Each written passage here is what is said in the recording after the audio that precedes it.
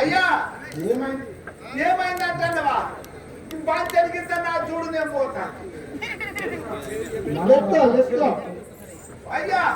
ఏ మంత్రి వారా అయ్యా నువ్వు ద్వంద్వార్థాలు ఇచ్చే పదాలు పలకకుండా అయ్యా రాక్షస వీరులు ఆత్మస్థైర్యం కలిగిన వారు అందుకే వీరాధి వీరులు యోధాన యోధులు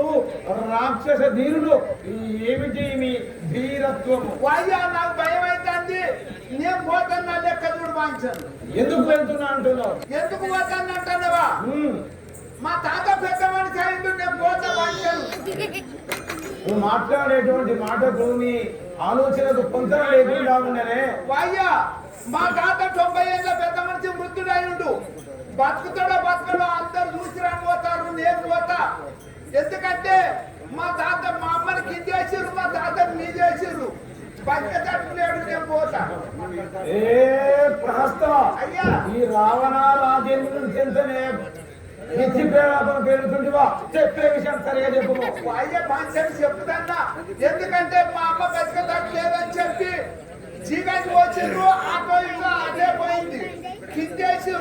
కిందేసిన వాళ్ళే మా తాత నా వెన్న పోయినాక ఏ బతుకుతే ఎందుకంటారు ధైర్యం చెడు తాటాటాకు వచ్చినట్టు అయింది ఆయన తీసుకుపోయి బెడ్ మీద వేసిర్రు అమ్మనే ఇక్కడ కిందేసిర్రు తాతనే బెడ్ మీద వేసిర్రు ఇక నేను పోయి చూసేస్తే లెక్క బాగా పోతా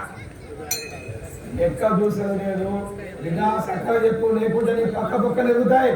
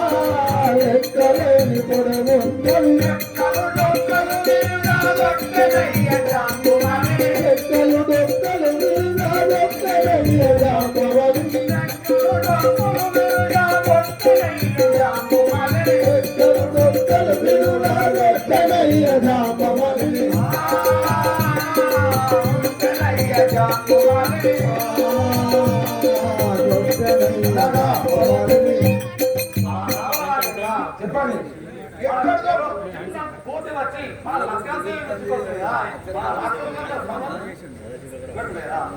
మీరెవరూ భీతిల్లకండి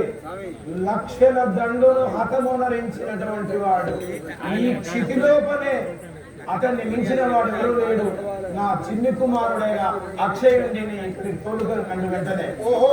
ఆ కోడిని హతమోనరించడానికి చిన్న కుమారుడైన అక్షయ రాజేంద్రుడు సరే చిత్తము స్వామి తీసుకురండి